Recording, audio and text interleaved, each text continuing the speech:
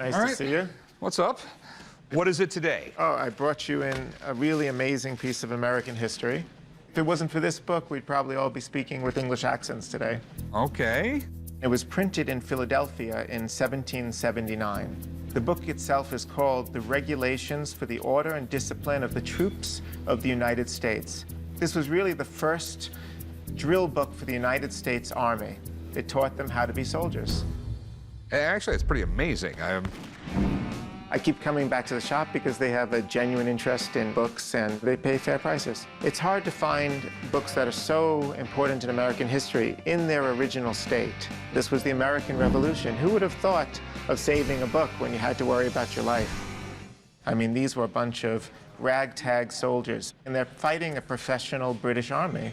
So in 1777, Washington withdrew to Valley Forge for the winter encampment. And they didn't know what to do. They were losing men. They were very unhappy. General Washington almost lost his position as commander-in-chief. So they brought in this very famous Prussian military officer to start training the American troops, Baron von Steuben.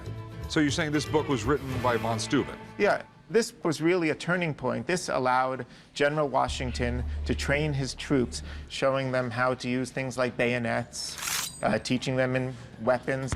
Here's really one of the first times you think of a modern army, think of attention. At this word, the soldier must be silent, stand firm and steady, moving neither hand nor foot. Yeah, he was absolutely amazing with the troops and basically transformed, you know, the citizen farmer soldier into a soldier. Exactly. Some people say that von Steuben just showed up one day looking to get a job. Others say that he was recommended by Ben Franklin himself. Either way, he whipped the American soldiers into shape, and we kicked some British ass. There's plates at the back of the book which are quite interesting. This actually shows the layout of the camp. Okay. You know, one of the things that he wanted to implement was, where do you put the quartermaster? Where do you put the surgeon? Where do you put the kitchen? Okay. This wasn't obvious to, you know, untrained Army cadets. Very, very interesting. Do you know if it's the first edition? Do you know how many editions there were? There were many editions because it became such an important book. It really became what's called the Blue Book of the American Army. It was issued to many of the soldiers. But this is the actual first edition from 1779, first time it was printed. All right. So I'm assuming this is the original binding. The paper's right. And this is all handmade paper. Sure. I mean, it looks rough, but it's almost 250 years old. I mean, my problem is just figuring out a price. Yeah, I understand completely. I'm looking for $6,500 for it. I don't know if that's absolutely an insane number or a fair number. You've met Rebecca before. Let me get her down here to take a look at it. It's a great number. Don't even bother calling her. So. That just makes me want to call her even more. Sure, you got it. Give you a few minutes. No problem. I'm happy he's going to call Rebecca again. I mean, she really knows her stuff. Sometimes she's come in lower than I would have liked for books in the past. I could only cross my fingers, you know, and hope this time. One of my regulars brought in a book that was used to train soldiers during the Revolutionary War. If it's as important as he says, it's going to be worth a lot of money. But I'm not taking his word for it. So Rebecca is coming in to tell me what she thinks. You brought me another book? The original field manual from the Revolutionary War by von Steuben himself. The Baron. Okay. This is a very cool book. The Baron actually is a really cool character in himself. He was in the Prussian army under Frederick the Great, so he had a good amount of experience in one of the world-famous armies. So Washington said, all right, here are 100 men. Drill them and show me. So the Baron did and proved himself. The Baron's Regulations was essentially the manual that standardized everything dealing with military troops and discipline. Washington was a brilliant general, but that means nothing if the soldiers won't follow his orders. So now, is this the first edition? Listen, there were 5 editions published during the American Revolution alone. 1779, Steiner and Sist. These are the Philadelphia publishers. It has the plates, everything in place. It is a first edition. Okay. It's miraculous that this book would survive, and I really like it. Okay. I kind of want it, but... Okay. I know different books are graded on condition differently. This book with someone's name scrawled across the front of it. And... Yeah. Rick, here's the thing. A book in the original boards, to the uninitiated, often kind of looks trashy. But this is the original binding put on by the binder Robert Aitken in 1779. Okay. That is exceptional by itself. Any collector of Americana, American Revolution, they're going to want this, and they're going to want it bad because you don't see copies, okay? Okay. So I mean, I'd give it a healthy price. I would put the retail up at $18,000. Ooh. Yeah. I like that. Okay. I would. Surprisingly high, more than I expected. This book completely deserves it. I should have never called you in. Yes, This thing is incredibly rare. It's not something you run into very often at all. So even for me, I handle rare books everyday basis, and this is something that I haven't seen. So she said a lot of people really want it very badly. Yes. The only question is, how badly do you want it? So I'll give you the $6,500. Well, now that I heard the expert's evaluation, I mean, I want to be fair to you and everything. What about 12,000?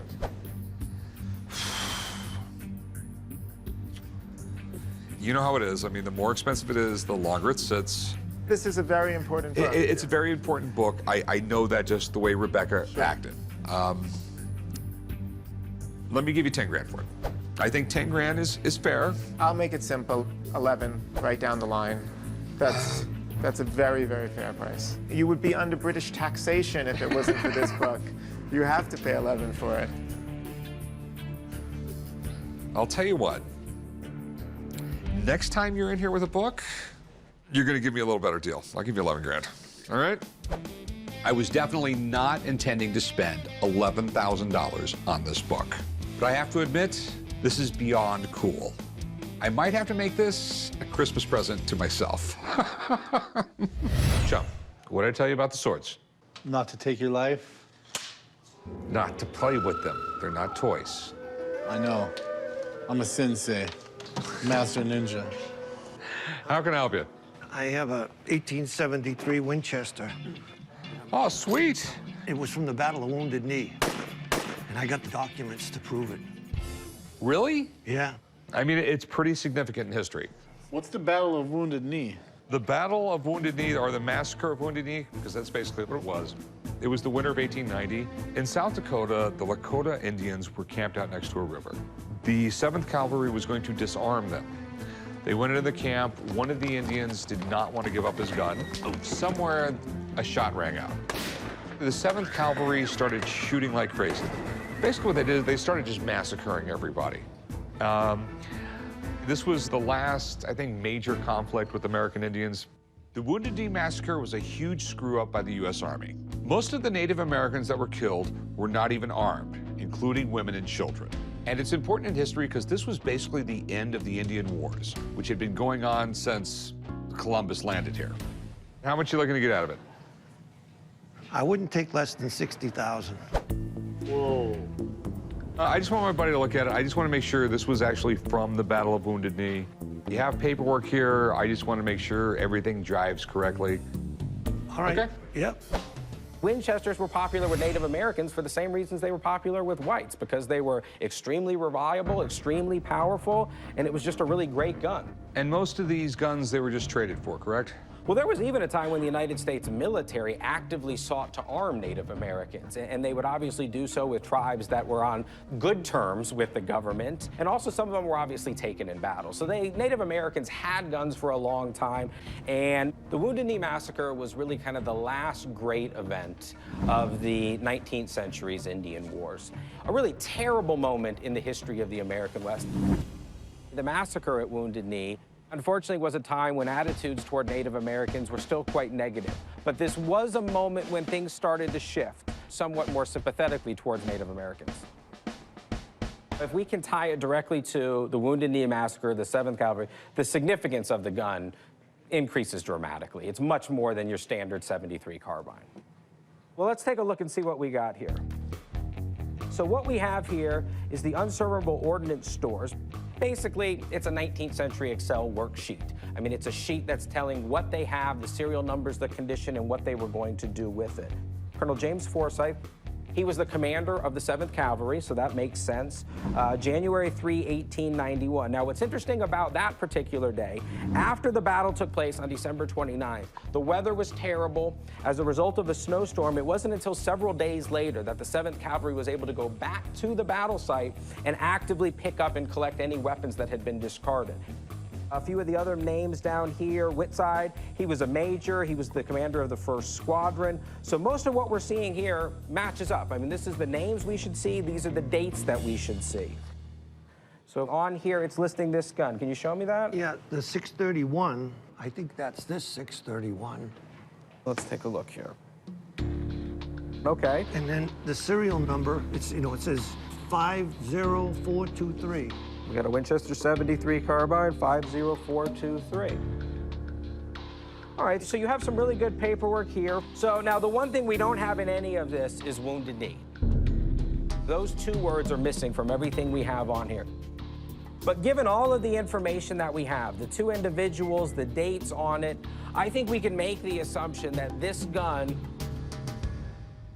was taken in the aftermath of the Wounded Knee Massacre.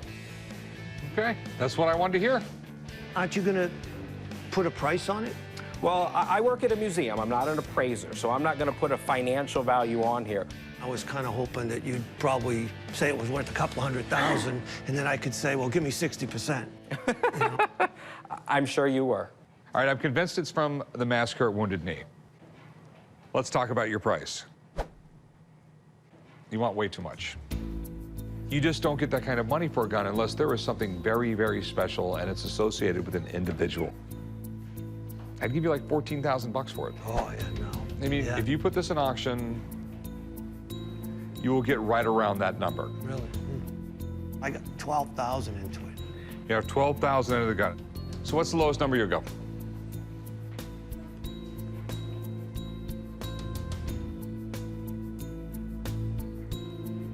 I'd go 50.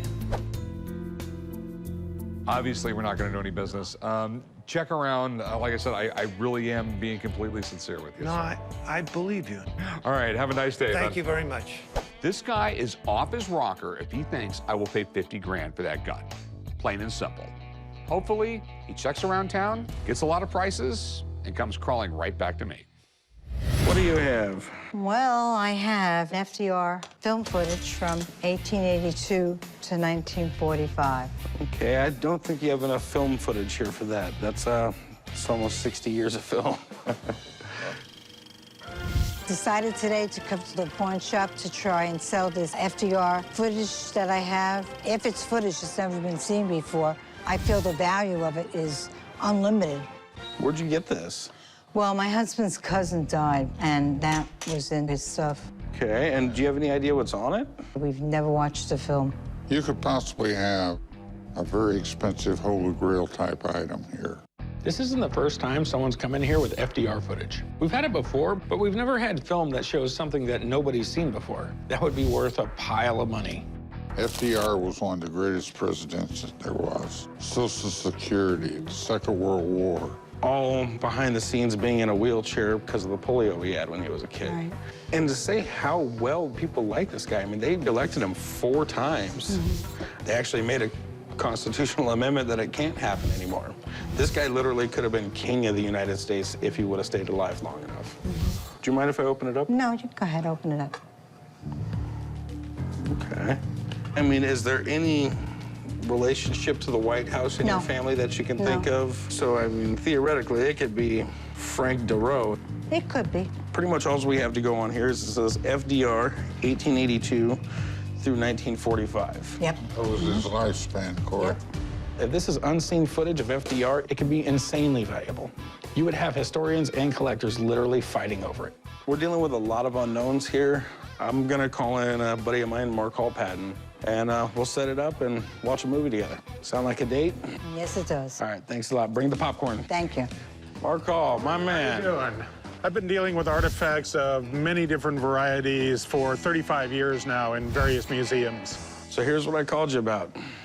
Okay. Supposed to be FDR footage. Have you ever seen it? Do you know what's I've on never it? seen it, no. Okay, yeah, that's regular age. The one thing I can tell you right now is it is not from 1882 because they didn't invent 8mm film until 1932. Oh, okay. Roosevelt was president from 32 till 1945, so it is quite possible. A lot of people did shoot just home footage of him, but there was also a lot of commercial movies done because he was so famous and so well known, and it was such an important period in our history. FDR was our first and only four-term president. He came along right at the beginning of the Great Depression. He also ended up being our wartime president for World War II. This was a man who really changed the United States. If somebody happened to be in a place where they could catch him involved in something fairly unusual, if he was trying to walk, for example, but he could only do that when he was leaning on somebody's arm because he was so crippled from the polio. Better yet, footage of him in his wheelchair. Yes, absolutely, because he did not want to get filmed in a wheelchair. Do you have an 8mm projector? Yes, I do. All right, well, we can go take a look at it. That's great. I like to see what's on it. Come on, Corey, let's go watch this. I'm really interested in seeing what they have in store here, because if this is original footage, this could be very interesting. It could, in fact, be quite valuable. If it's something that we haven't seen before, this could be very important. Let's roll it, Mark.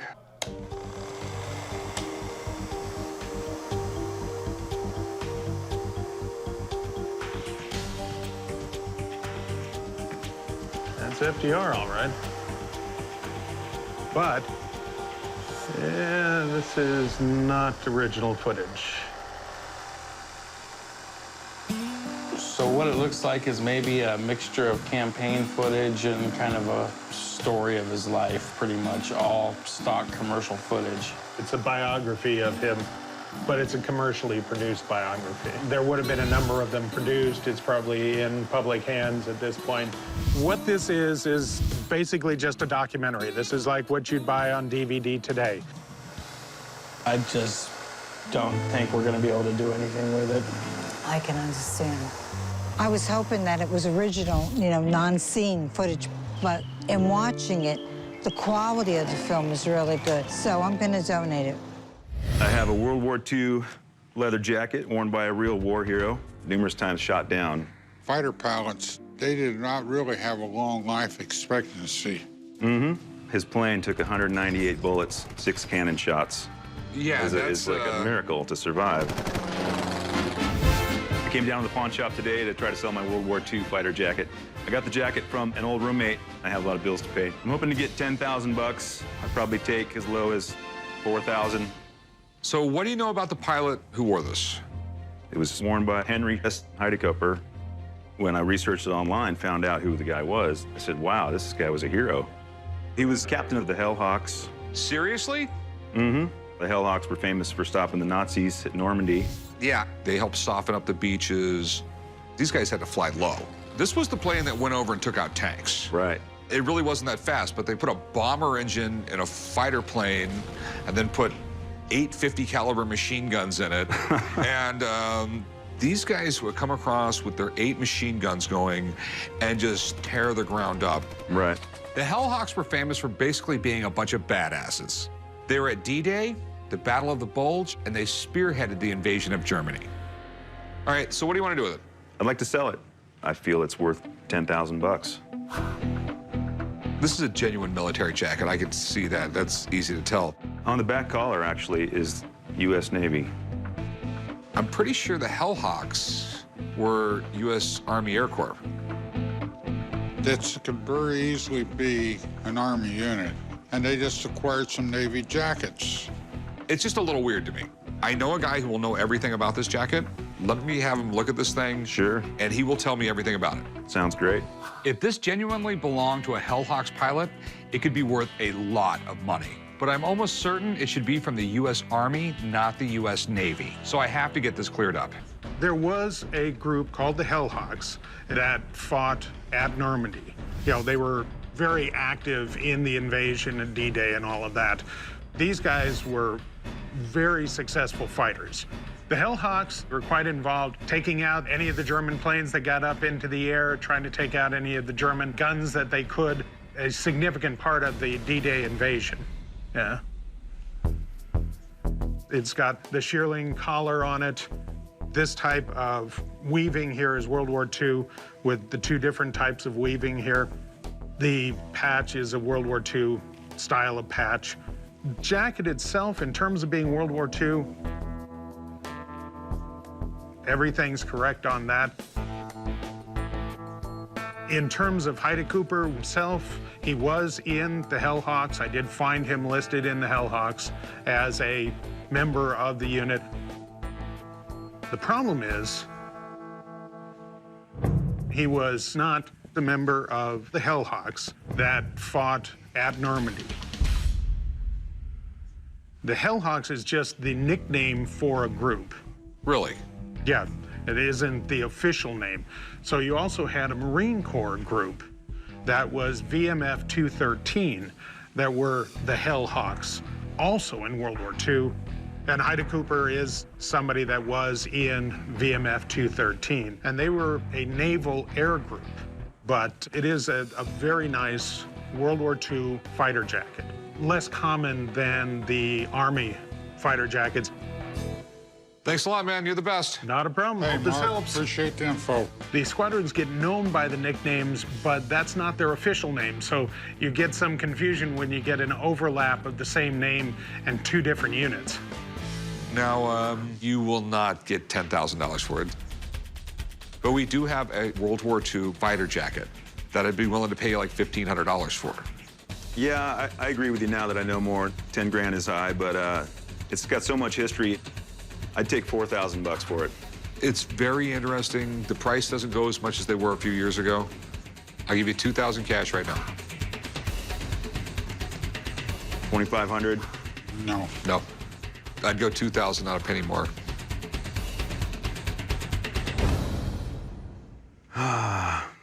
Let's make a deal. Okay. All right, meet you right up there. We'll write it up. Thank you. I gotta be honest, I was a little bummed when Mark told me it was from a different Hellhawks. But it's still a cool jacket, and I think collectors will definitely be lining up for something like this.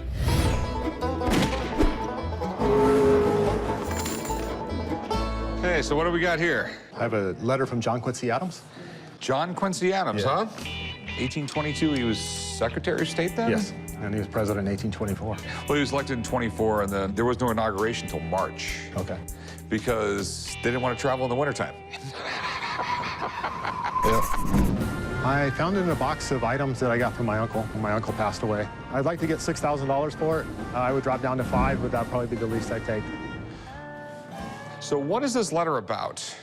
This letter actually pertains to a census that was taken, and they included 16 to 18-year-old undocumented immigrants that were here, and they had to go back and fix it to the proper census. So basically we have here John Quincy Adams being Secretary of State, sending a letter saying, you did the census wrong, redo it. Right. Okay, interesting. Yeah. A letter signed by the president, the content is so important. Right.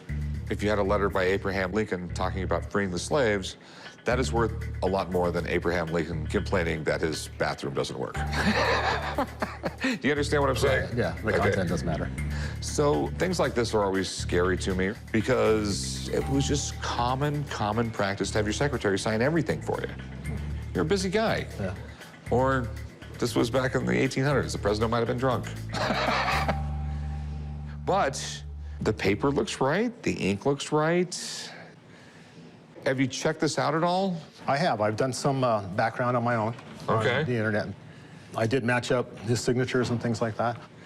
Okay, I'm assuming you want to sell it. Yes. I was looking for $6,000. This is actually great shape. You're lucky because this has obviously been under glass for a very, very long time. Do you mind if I call someone in? No, not if it's going to help us. I'd like to make sure it's real, too. All right, I'm going to call him up. Okay. Hang out a few minutes, maybe buy something. Okay. I got some cool stuff. There's a lot of history behind this guy. I mean, he's pretty much groomed to be the president of the United States at some point in time. And this guy really stood out, you know.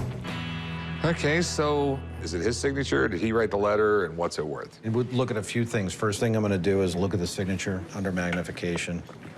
I want to look at the ink. And I could see this is using a quill, this overlapping on here, especially right in this area. You know, we know this is live ink.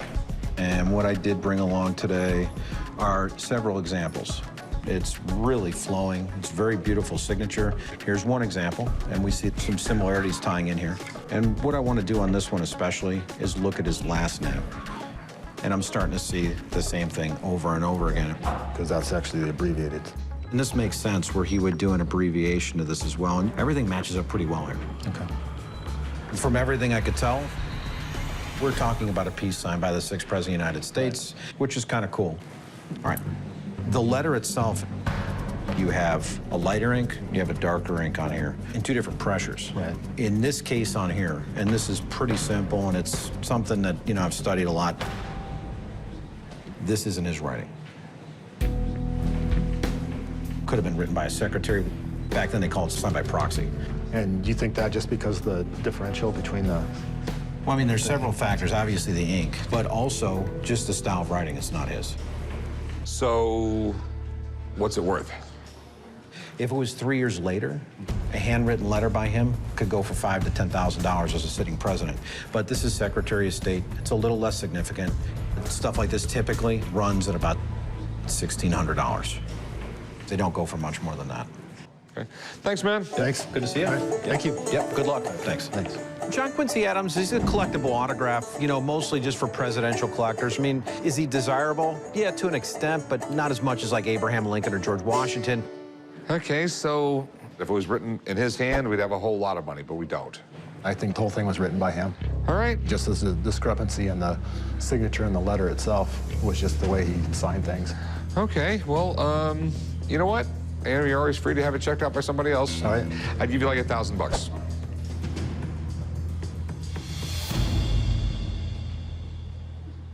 Yeah, for that, I think I'm going to go to keep it.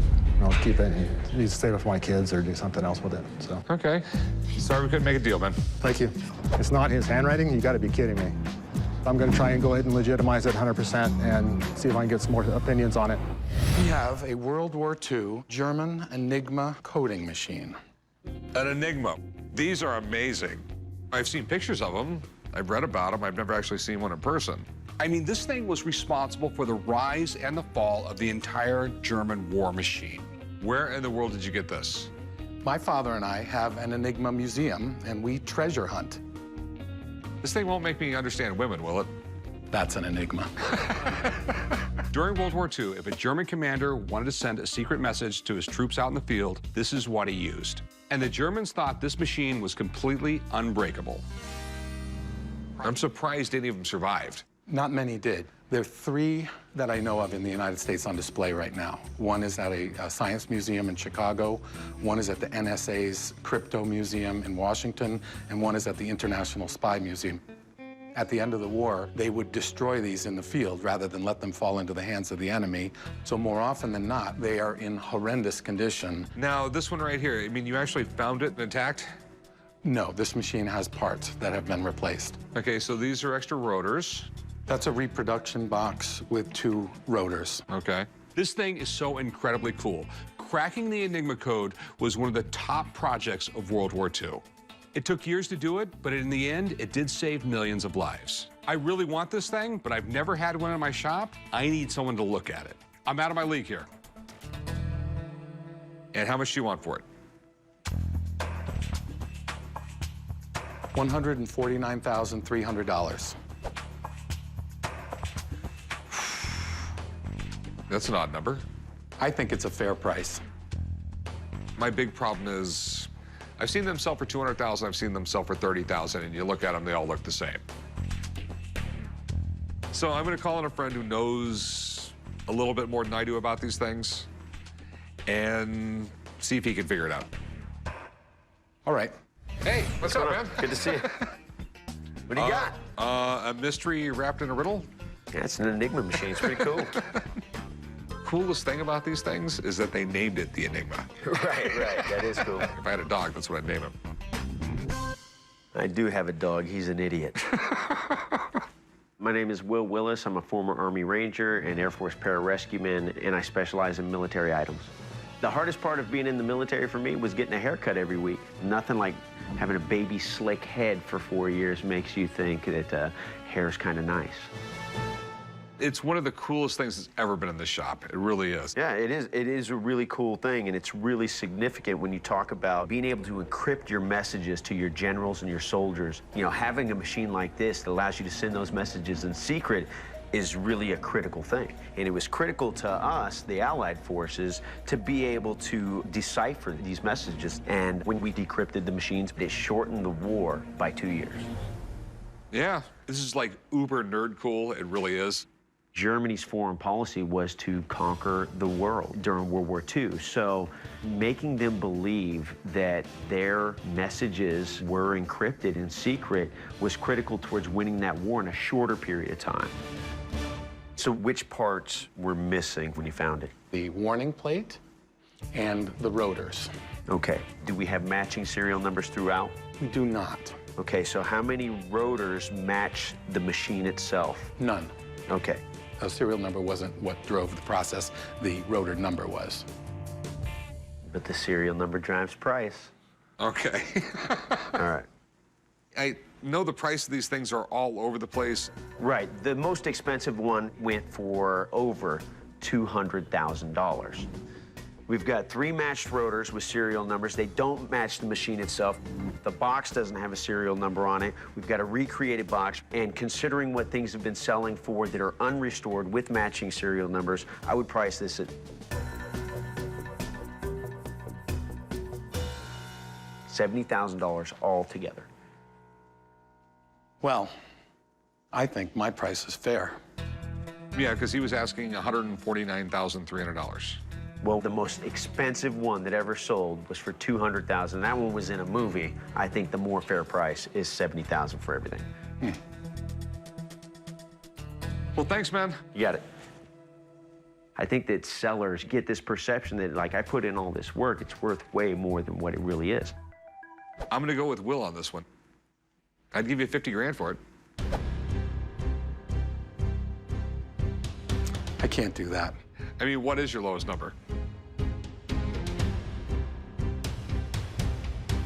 115,000. We're way too far off. We just are. Thanks for coming in. Thank you. All right. This really sucks because the likelihood of another one coming in my shop is not good. But we are over 60 grand apart, and that's way too much ground to even try and cover. But you know what? I really did want that thing.